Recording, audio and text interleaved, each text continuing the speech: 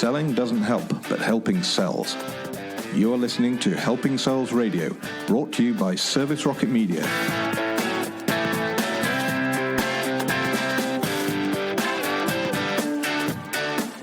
My guest today is Anita Toth.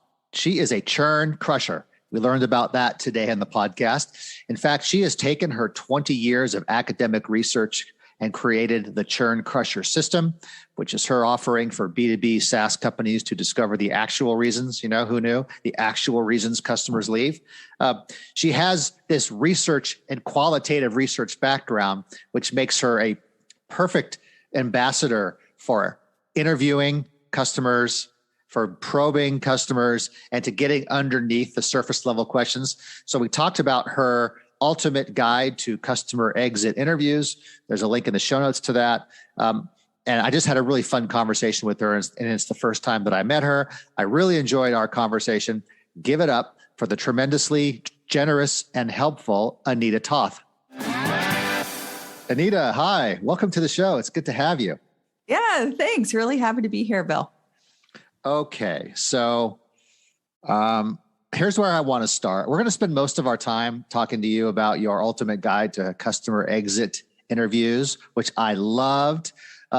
And I need to be doing it better personally. So it's like, whoa, I need to learn this really well, because all I normally do is just call them and with no plan and ask questions. And you're telling me I'm wrong about that. So we're going to talk about that.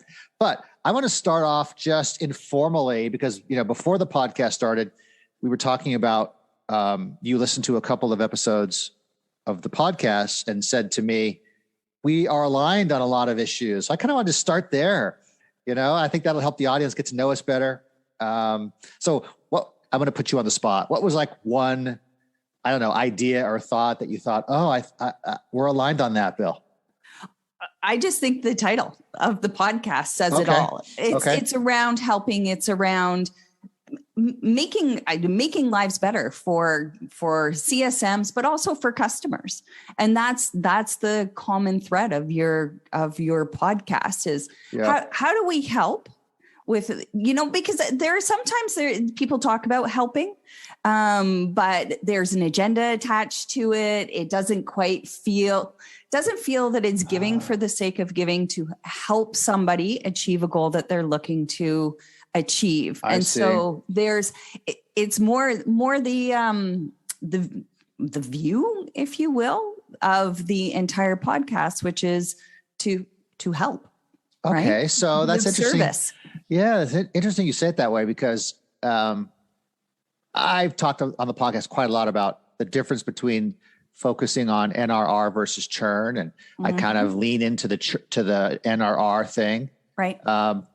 Because I kind of think, so you have to turn me around on this. This is why I wanted you on the podcast, because I kind of think churn, that's like yesterday's news. And that's like, if I do an exit interview to find out, it's like, I'm only doing myself a favor. Like customer doesn't care. They've already left. It's like, who cares? And so I know it's not like that because I read your guide and it's not, it's the exact opposite of that. It's being helpful. So correct me, get me out of my churn is a waste of time attitude. Well, to be fair, churn, it easily describes the problem, right? Which is customers not happy they have left. So keeping that term, I think is very necessary. It's final. It's like divorce. It's done. Okay. Right. Moving on. But with something even like the exit interview, there's opportunity to have the customer leave maybe on a slightly better note. Okay. And that's where the opportunity is with churn is so a customer might be leaving. You might be getting a divorce. We've heard of people having very amicable divorces. Sure. And then you have ones that are highly contentious and they're just fraught with difficulty. Well, it's the same when a customer is leaving. You have an opportunity with an exit interview to leave the customer on a slightly better note. Let's say even if it was totally acrimonious, they were really upset, they just wanted out of there. Yeah. There's one last chance in those exit interviews to make it slightly better because we don't know what's coming for them next. Perhaps this is the first time they've tried to solve this problem with this particular piece of software. They go off to a competitor and they go, oh, wow, it's even worse over here because they had nothing to compare it against. Right. If you can use that exit interview as an opportunity to just make it a little better, then we remember how we felt. Yeah. Right. And there's one particular thing that I recommend doing, which we can either talk about now or we can talk about a little later to set that up. Yeah, I want to talk about that now because as you're talking, like forget my plan. Let's just talk about this. Because as you're talking, I'm thinking of 4 specific customers that had boomerang back to us. They left, you stink, the product stinks, whatever the reasons, right? And they like some things. Okay, they came back and they weren't happy where they were. And I think the service attitude we have is why they came back, not necessarily anything else, because they knew we would, quote, take care of them or help them or whatever, right? And I wonder, and we didn't do exit interviews except that we're high touch and we sort of knew why they left. So is that when you talk about you need a goal or a purpose of your exit interviews, it's like that could be one? Yeah, absolutely it can. And every whether it's a survey, whether it's interviews, whether it's focus group, should have one primary purpose. What is it? It is to find out blank. It is to try to make the relationship a little better. And this is how we're going to do it. The thing that most of us do is we just want to know everything. And the problem is with asking questions all over the place versus having it very focused is that by having it very focused, you can, through the conversation, through the interview, take the customer to a specific, end goal. So if the end goal is to make the relationship a little bit better, then asking questions in a certain way will allow you to do that. Now, the one thing that I recommend, and I cannot say this strongly enough, is when you are doing exit interviews with customers, it is not an opportunity to win back. Let that go. We all do that, though. Oh, it's bait and switch. Yeah.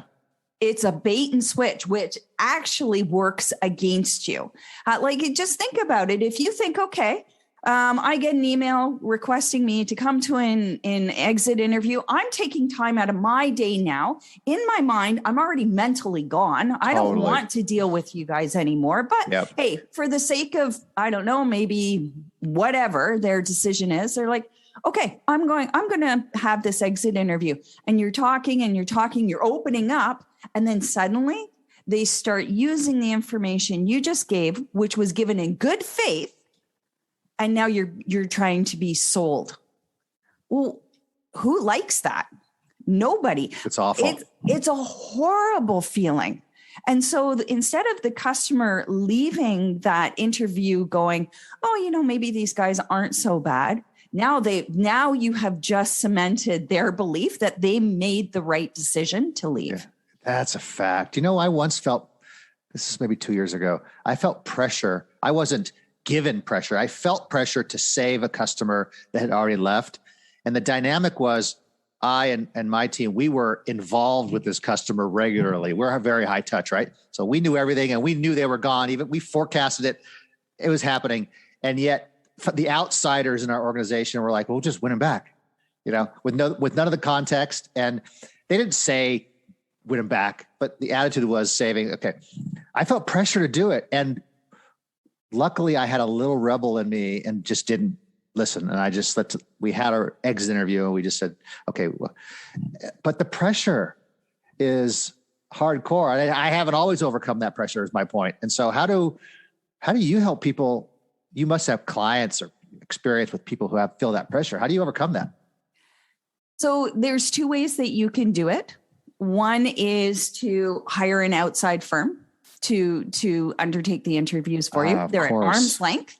So they don't have skin in the game whether the customer stays or not. But what they can do is ensure that value of truly just asking the customer about their experience is maintained.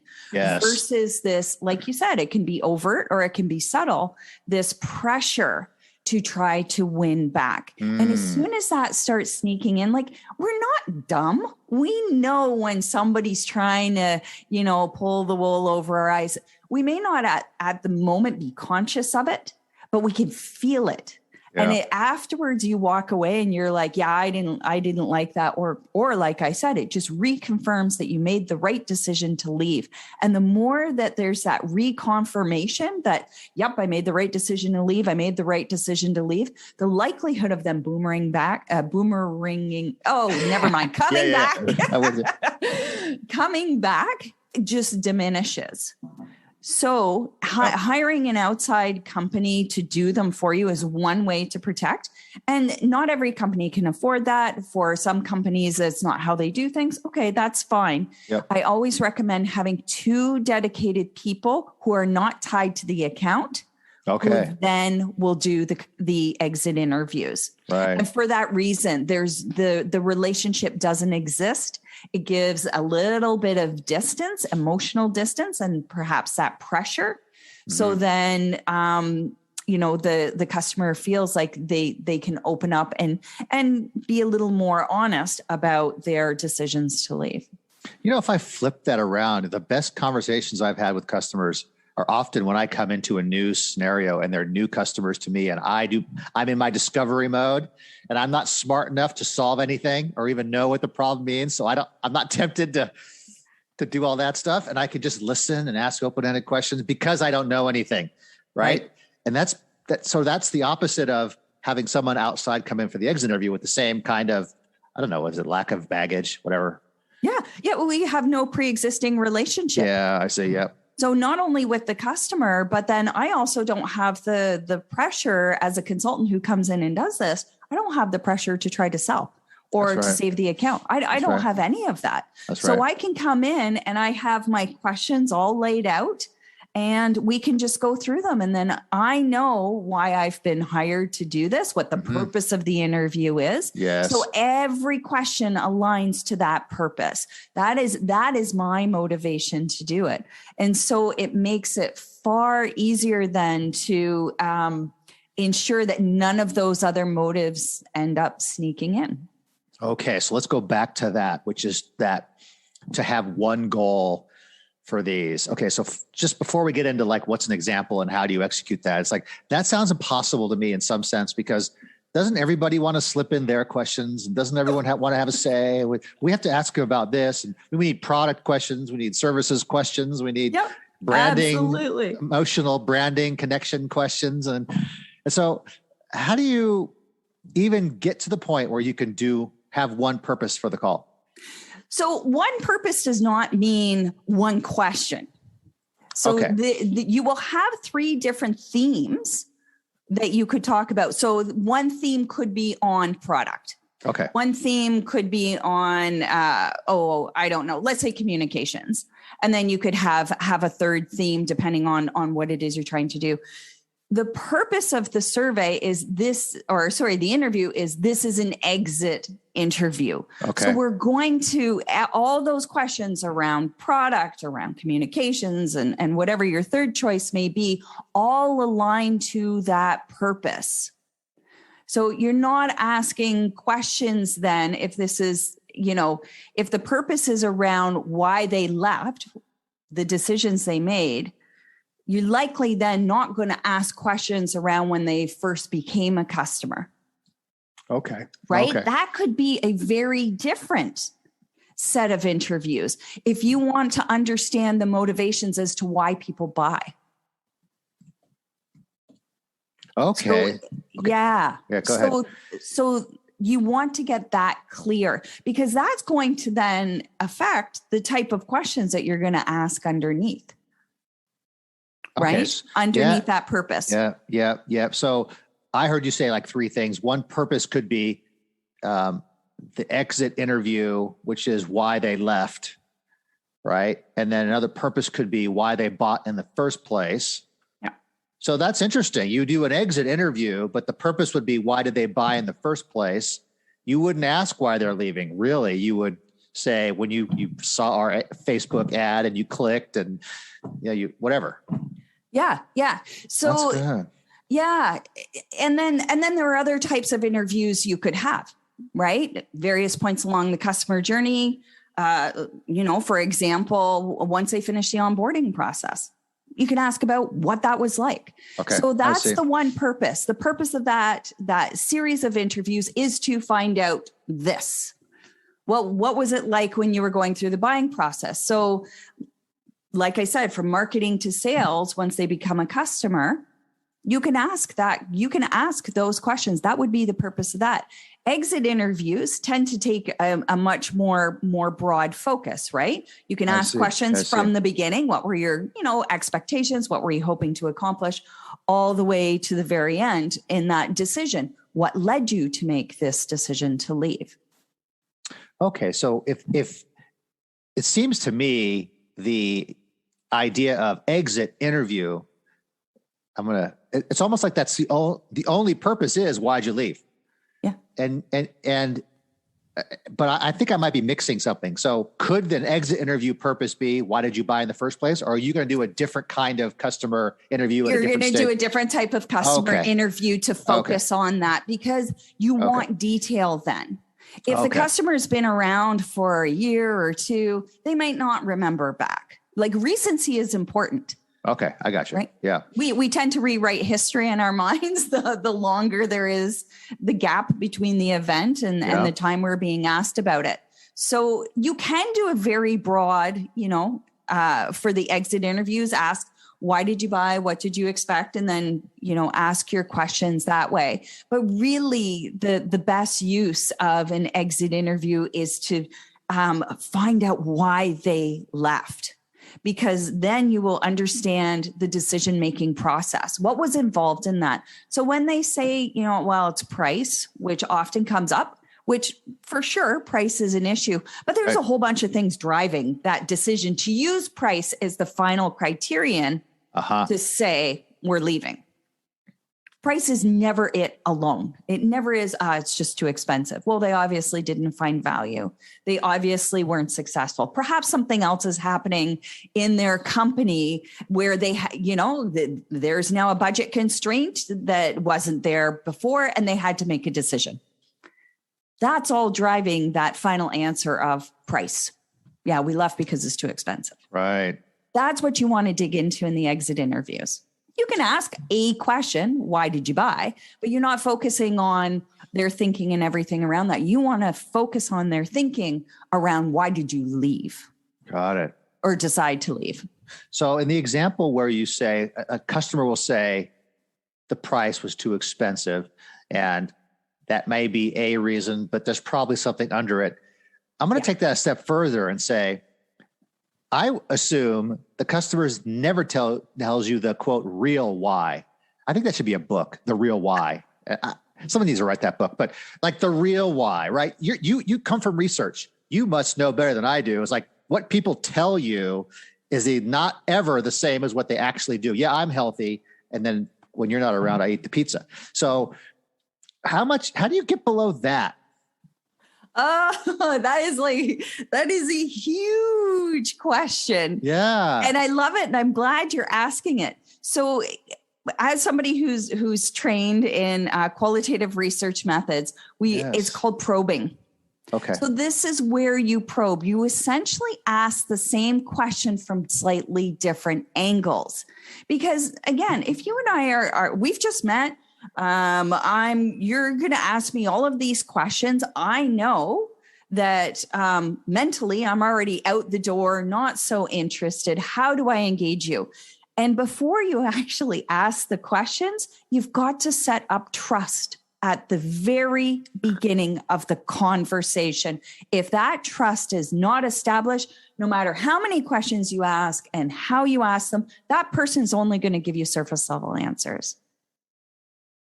It reminds me, I did a podcast recently, and I can't find it now. This guy wrote a book. It's about think like an investigator when you're discovering, it was a jobs to be done book. Right. It's like, think like an investigator to totally understand your customer. And like, so since you brought up probing questions, it's like part of the book was helping people get over the fear or the insecurity of, well, I don't know what question to ask next.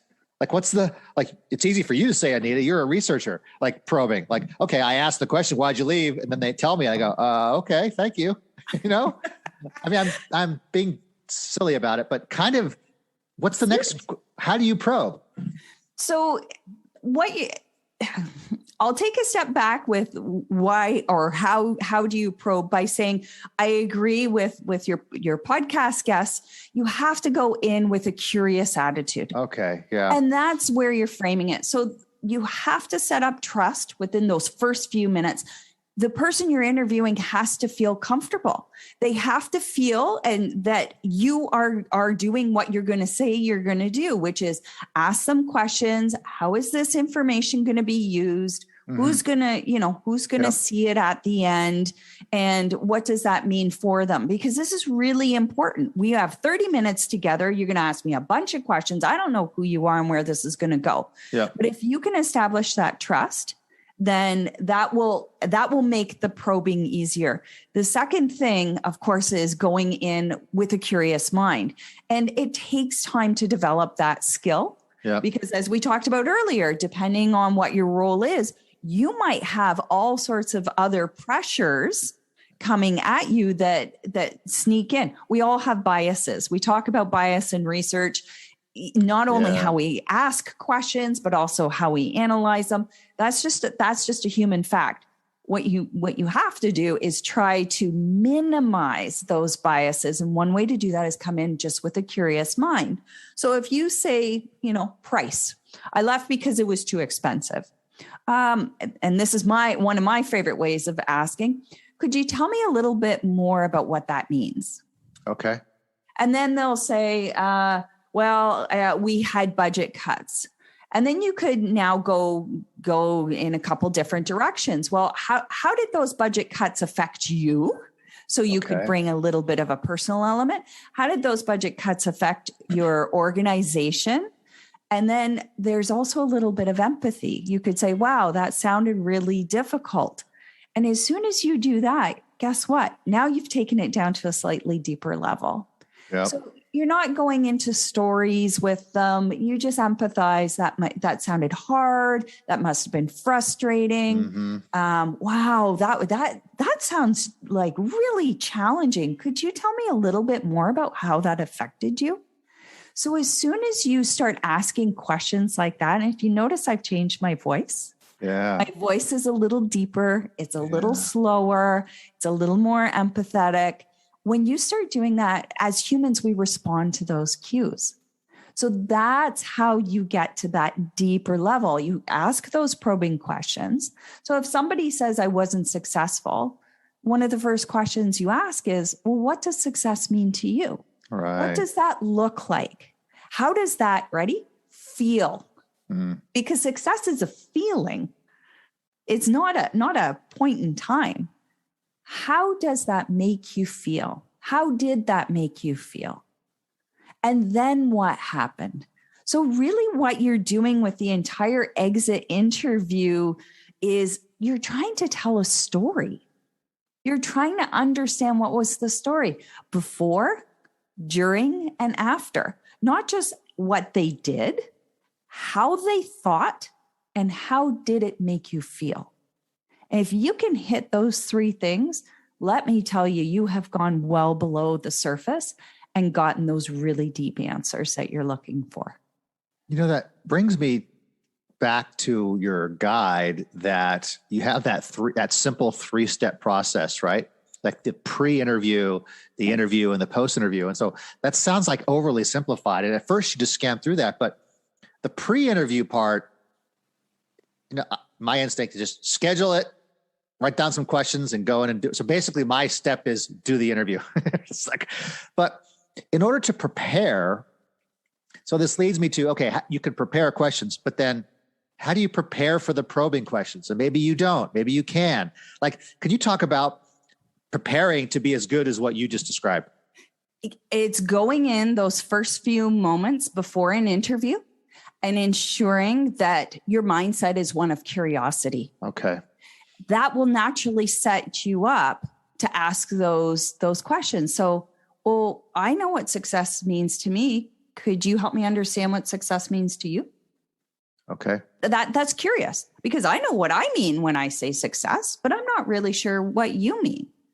So it's really, take a few minutes beforehand and get yourself in that either investigator mode. I don't like investigator because investigators are driven by one purpose. And I don't feel that interviews should be like that. That's why I like being curious like a child.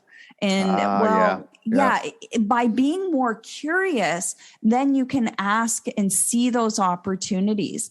I mean, one of the biggest skills, and it takes years to learn, is what you leave alone and what you ask, further questions about. Yes. And that just takes time and practice, because sometimes people will, if you let them, they'll lead you down a story, which is wonderful. And it gives you a lot of information, but it actually is sending you further away from totally the direction you're trying to head. So there's an art and a science to it for sure. Yep. So if I want to get good at it and I'm not yet, and it's going to take time, and I believe you, Anita, it's going to take me time. So I stink at it now, but I'll be good at it tomorrow. I guess I just have to, part of it is you have to just schedule the meeting, get your Calendly link out there, whatever, and have 100 of these conversations and just assume you'll learn as you go. That's one way. Okay. Or the other is you can hack that by using these techniques in your personal life. Say more about that. Yeah. So one of the best ways to practice is when you go into your everyday conversations. Let's say you go home, you have a spouse, you have kids. How was your day? Mm-hmm. Okay, that's a standard question. Great. What kind of level answer do you think you're getting? Surface level or deep? Well, how was your day is a very surface level question. Yeah. Tell me a little bit more about, when they say, oh, yeah, it was okay. Then you could ask maybe about a highlight for the day. And then from that highlight, you could ask again, how did that, what happened with that highlight? What did you think? How did you feel? So you're kind of hitting on all of those 3 points: doing, thinking, feeling. Okay. Now, it might be a little weird because they might look at you as like, you've never asked me these questions before. So why are you asking them now? If that's not the environment to do it, then do it with colleagues. Right? You're having a casual conversation. If you can, flip your mind to being a little curious. And, you don't have to ask super in depth. The whole point is getting in the practice of finding opportunities to ask those probing, curious questions. Well, that's interesting. I not doing it the way you're suggesting, but I do something similar with my kids. But my purpose is not to be curious. My purpose is only to get my kids to spend the mental energy to think about what they did in school. Like, what happened? What did you see especially when they were littler? Like, what did you see when you were walking down the aisle? I saw a blue, I don't know. I wanted them to give me an answer. I wasn't being curious necessarily. I was trying to, so I guess I had a different purpose than I would have had if I was having a curious mind to actually find something out. Right. So I have one child that's very open and loves to talk. And I have another one that's like a closed book. Let me tell you, the best conversations we have are when I just go in with a curious mind and I ask, okay, all right. So she loves to watch shows, and she'll sometimes mention about a character doing something on a show. And I'll be like, so what do you think of that? And then she'll start telling me. And then I'll say, well, how does that tie in with some of the other things that are happening elsewhere in her life? And then she starts to open up. Next thing I know, we're having a great conversation, but my mom hat is off. So if there's a red flag raised, I don't talk about it then. I let that go because that's not the purpose of that conversation. The purpose of that conversation is just to be curious and to establish a relationship, kind of like you do at the beginning of the customer relationship. Mm-hmm. This is a kid I know. I mean, hey, I've known her since birth. But the purpose of that that conversation is to really get to go in with a curious mind and understand.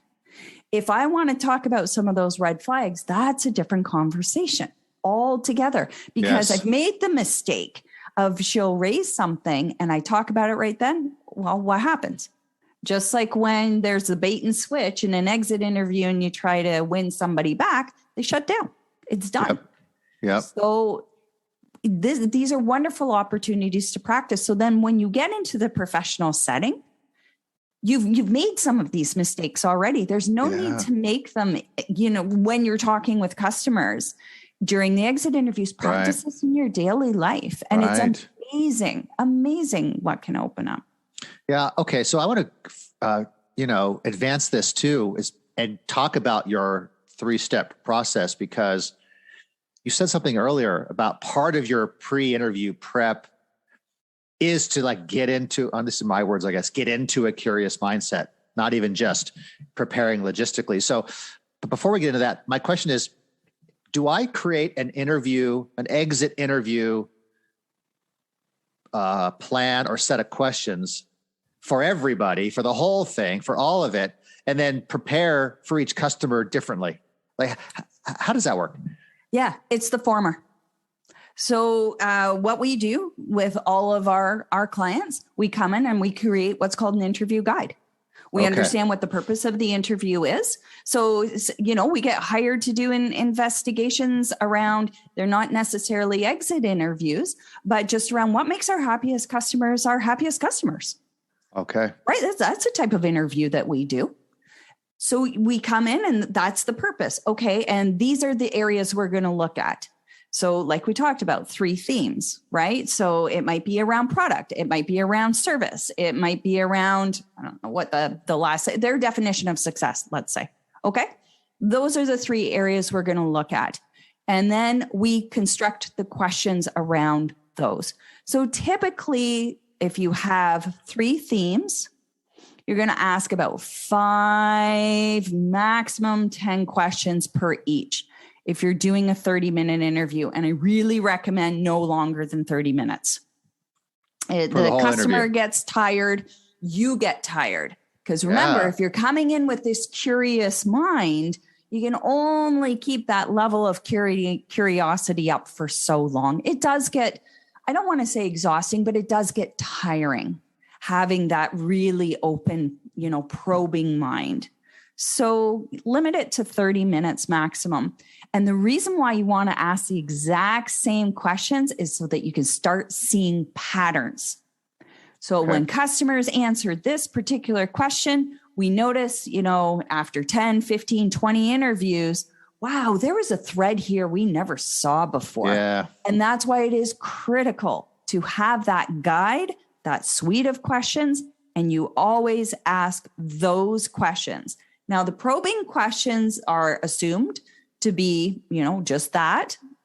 They're probing. Those are more in the moment questions, but you have your standard questions you ask everyone. So when you get into the analysis phase, you can compare and contrast.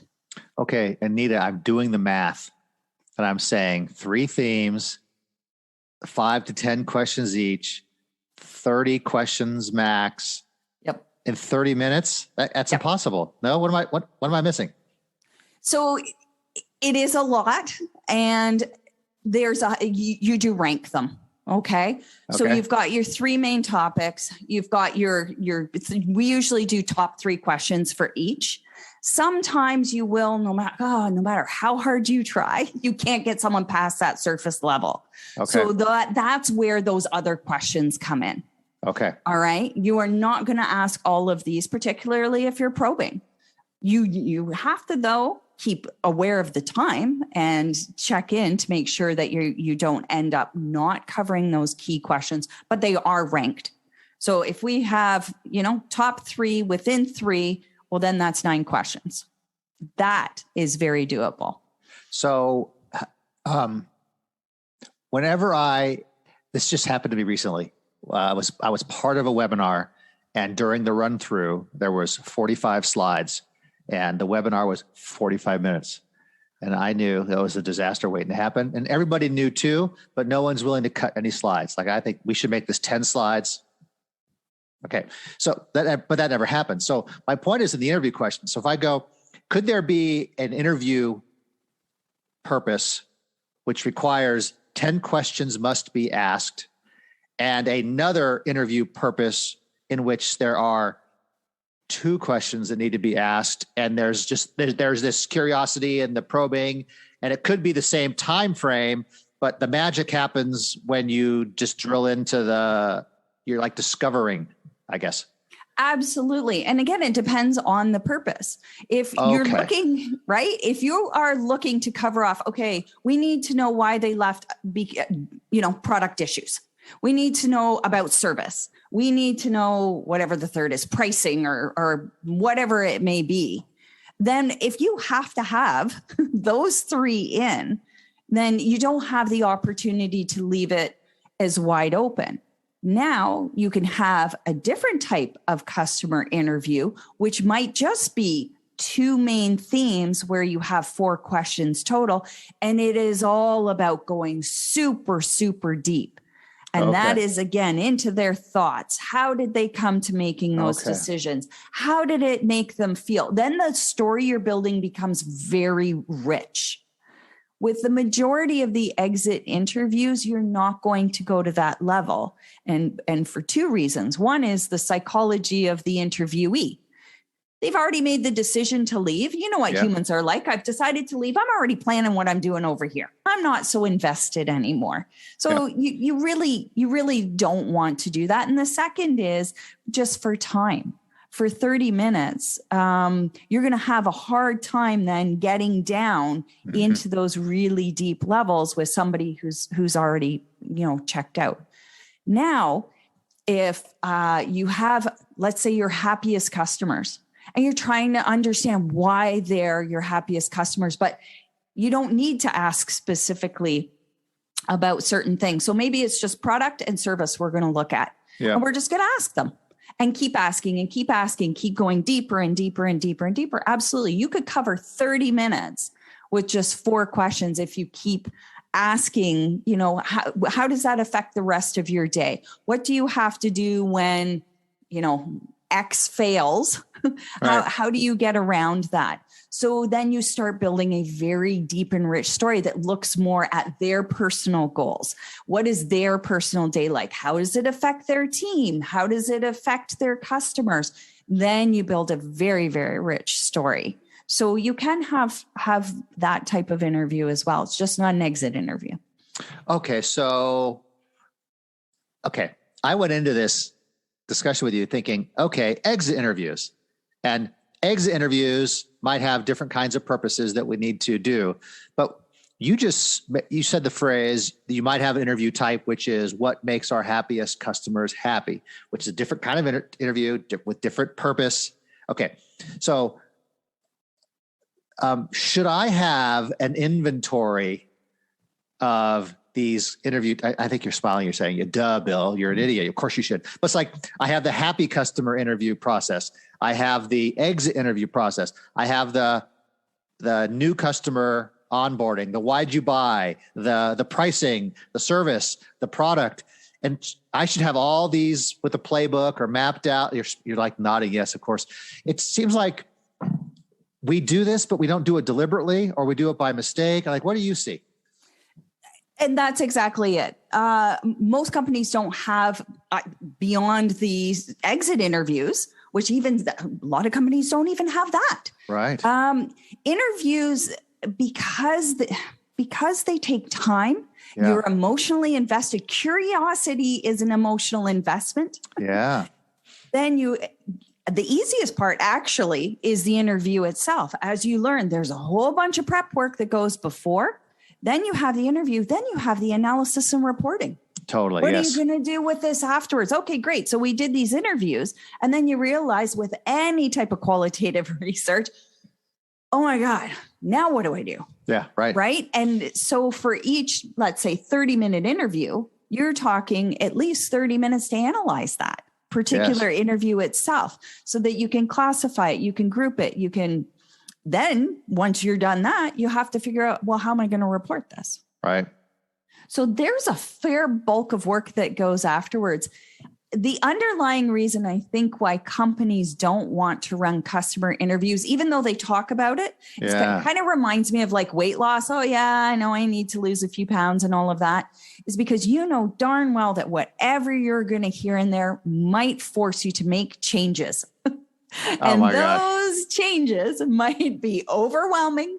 Yeah. You might not really want to make them despite knowing there's a problem. Surveys are easy because it kind of eliminates that. You don't know a lot of context. Right. You get, you're getting surface level answers. So it's easy to deal with. Right. Interviews are like, the doctor telling you right now, if you don't lose weight, you have this major health issue and it might kill you in 6 months. Right. That's what interviews are like. You might find out some really hard stuff that's difficult to deal with. That's the reason why companies don't institute them throughout the process. Now, companies that feel a little more comfortable realizing, okay, this is going to be tough, but we're up for the task. And then they start often with the exit interviews and then start implementing other interviews as they go along because they really see the value. The value of them overcomes that fear of what we might learn and what it means that we now have to do to fix it. Yep. Okay. So before I move on to my next question, I want to finish this with that 30-minute time frame and your issue about, the customer gets tired, you get tired, it's too much. I have this problem a lot. I'm a recovering instructional designer, right? So building courses and how long it should be. And my bias is always, well, if you want to learn something, it's going to take time, right? You can't learn how to suture an artery in a 30-second video, right? Like Khan Academy is going to teach you that. It takes 10 years. So, and everyone wants the 30-second video. I'm like, okay, then we're not going to teach anybody anything. Well, that's not true. Okay, so I have this. My bias is longer. So it seems like 30 minutes, you can barely get to question number 3. So how do I overcome that bias? And I don't want to bore a customer with long interviews either. Right. I think it's the curiosity that does it. Okay. So they're not going to be bored if they are talking about themselves. Again, there are some customers, I've been doing this for over 20 years.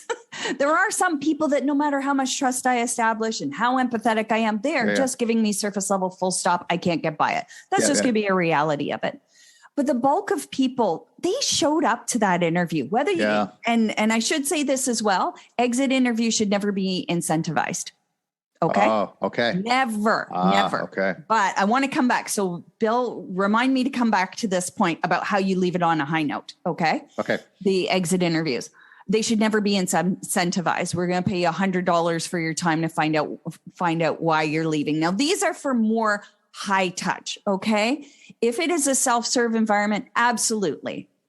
That's totally different because there's no relationship involved. Right. Okay, I want to make that clear that for high touch, it should not be incentivized. For self-serve or low touch, yes, it can be. Otherwise, you'd get very few people who would talk to you. Okay, so by asking people about themselves, and especially if you can get, how did it make you feel? What did you think? When you start getting there, it's amazing how time just passes.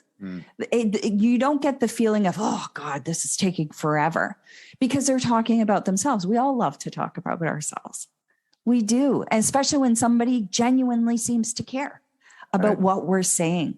So the time does pass, and it does pass quickly.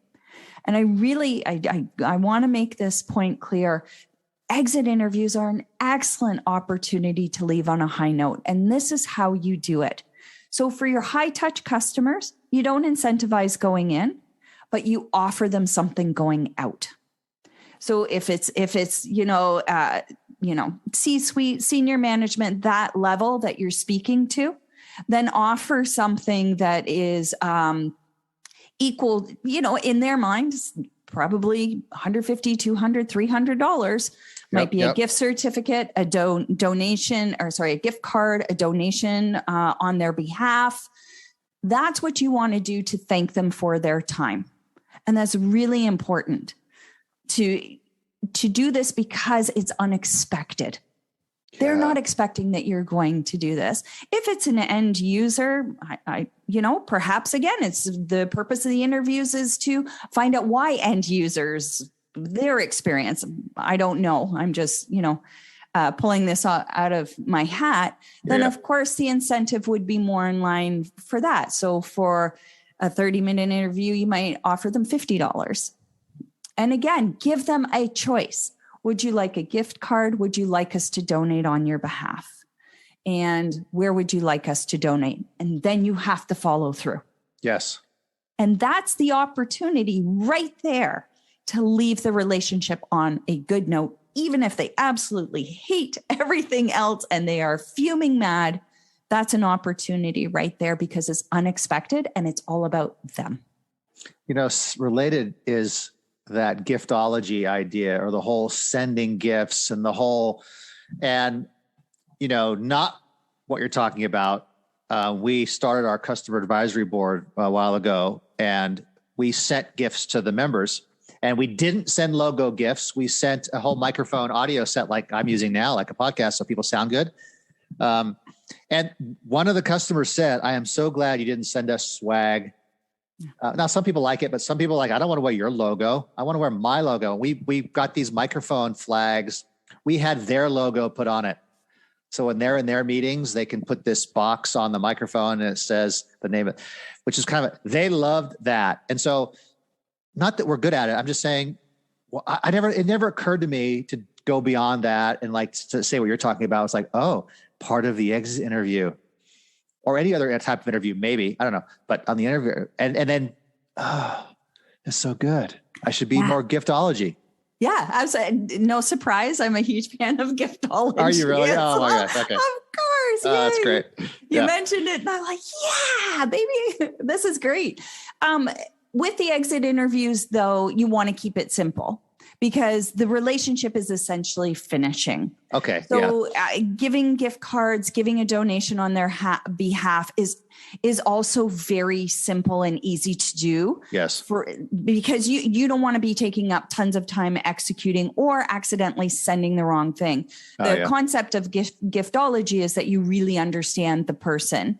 And there's the worry that if you go too personal with the individual you just had that interview with, that it might feel again into that kind of win back, slimy, feels a little over the top. I gotcha. No, you want to keep it neutral. And gift cards and donations on the person's behalf are neutral. But you did say that in a high, you're probably doing this for a high touch customer, and maybe you already know them pretty well. And it's like tickets to the baseball game because they live in a baseball town. Right. Because you know that, right? Sorry, right. Bill, I blew off our meeting last month. I was at the baseball game, right? So if you do know the customer, would you make it more personal? I would say no. Okay. And the reason is you want to treat everyone the same going through this because it is a process. It's a formal process. Just like you're using the exact same questions. Okay. You should have the exact same outcome because the person who's doing the interviews, if they don't have a relationship, like when I get hired, that's right. I have to do the incentive disbursement. I gotcha. I can't do things personally. I don't know I spent the 30 minutes with them, but I don't know really who they are as a person and what they value. So it makes it far simpler because again, you have to follow up on this to be able to say, now, if you wanted to go above and beyond after the exit interview, you give whatever the incentive is, because remember, you want a budget for this too. Yep. Right? This is what we're giving as the incentives. And then if you want to go above and beyond afterwards, absolutely you can, and send something very personal because you know them. Hey, we're sorry you're leaving. But that's totally separate from what you're doing in the exit interview. Yeah. Okay. You said it earlier, you wanted an objective party to do the interview, not the account owner Right. okay. So that totally makes sense. Okay. Anita, I'm loving this conversation. So last question, and this is kind of like a put you on the spot kind of a question, but do you have an example of a client or just a story where someone started the exit interview process and they got into it and something really good happened, some result happened, some day they learned something that blew them away, or they had a customer boomerang a year later, or something that like, wow, why did it take us so long to do this? I have had those aha moments where they're talking and it's as if they talk themselves back into. Oh, that's interesting. Right. So it's going through because you're probing on their, what did they do, their thoughts, their feelings. Sometimes when we're all making decisions, we're at work, it's very logical. Right. But once you get into the feeling part of it, which you, if you can touch on those in the exit interviews, it becomes critically important because that's when they start seeing things slightly differently and going, you know what, maybe it wasn't quite as bad, but as I originally thought, because I had X situation happening at the same time. And that was so negative that I carried it over, attached it to my experience over here. And you know what? Maybe it really wasn't so bad. We all have situations like that. We don't live in silos where our emotions around one thing just stays with that. They do. They spill over. Yep. So there have been times where they've been talking and kind of talk themselves back into, maybe this isn't so bad. Maybe I will consider coming back. I've never had anybody yet, though, in the moment say, oh, I've changed my mind. Correct. I see. But you do hear them kind of going, oh, yeah, there was this, and then there was this, and there was this, and I never really put those pieces together. So certainly that has happened. It's not common, but it does happen occasionally. And it's because something else was really affecting them at the time they were also making this decision to leave. And, I know you're going to remind us that don't let that cloud your judgment and think that these are win back opportunities, right? You're like smiling. It's like, don't do that. That's not the point. Right. And this is where, again, curious, just keep thinking curious. I'm just being curious. Let them go through that process. You have a job to do, which is to also close the conversation. You don't just ask your questions and then say, well, goodbye, see you later. You have to thank them for their time. Let them know what's going to happen next. I'm going to take this information. It's going to go back to so-and-so. And these are the types of changes we're going to make. And ask this, would you like us to follow up with you on, some of the things you mentioned here? Yep. Ask them if you can follow up. And if they say yes, well, guess what? Then you can continue the conversation. And if they say no, then let your marketing department take the win back campaign and put them in it. But there's got to be that separation, and it's really, really critical. The goal is to leave the customer feeling better about your product, your service than when they came into the exit interview. That's a great goal for any kind of conversation, actually. It is. And sometimes you can't do it. I mean, we just had an interview. Oh my, this woman was mad. Wow. She could not wait to get into the interview and give all of her reasons. And she spilled everything. And then once she calmed down, right, from that level of upset, then some of the rationality came in. She started realizing, oh, you know what? It was because she had a very misaligned expectation, not quite sure where she got it, but she did. And her reality and that expectation were so far apart. That's why she was so angry. The great thing is when you have somebody like that who's so pissed off, they're emotionally invested. Yes. That's the type of person you want to speak to. That's why talking with your happy customers, and not just about how we're great, you want to ask some of those really deep questions. What isn't working? What would you like to see? If we could offer this, how would it change? Yep. X, Y, Z in your processes. So it's a wonderful world. I love it. I love to ask questions. I love to know, how people think, how they feel, why they do what they do. Because sometimes on the surface, it looks like, oh, well, they're doing it because they don't care. And then you find out, well, no, they're forced to do it this way because your software only allows these choices. So they have to take that option. Yep. And when you start talking to them, you realize, whoa, maybe we should set this up a little differently because it's forcing people to do this. And that was never our intended, our intended action, but it's making them feel pretty crappy. Yep. So I love them. I love to ask questions. That's why I get so excited about it. It's obvious, Anita, and your guide, The Ultimate Guide to Customer Exit Interviews. I think everyone should read it. I thought it was brilliant. I'm going to put a link in the show notes so people can find it. Is there anything else you want people to do or to go to learn more about you and your work? Yeah, there's my website, which is anitatoth.ca. You probably heard the Canadian when I said Z instead of Z. Yes. And probably my about as well. Anitatoth.ca. I'm really active on LinkedIn. Probably the best way to find me is on LinkedIn. Okay. And I really encourage people as much as possible, once you can see the value in asking questions, even if it's just in your job or in your personal life, asking a little bit deeper questions, you see the value of that. It overcomes the fear of what you might learn.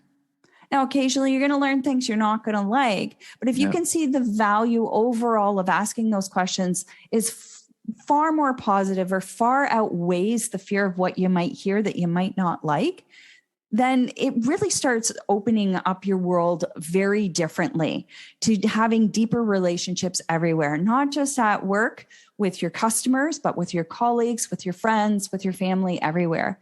And that's, I think, what we're all seeking is a deeper connection. And that's really what this is all about. Seek first to understand, then be understood. You got it. That's it. That's it in a nutshell. Anita, thanks for being on the show. This was very enjoyable. Thank you. Yeah, thanks, Bill. I had a lot of fun. Thanks for tuning in to the show.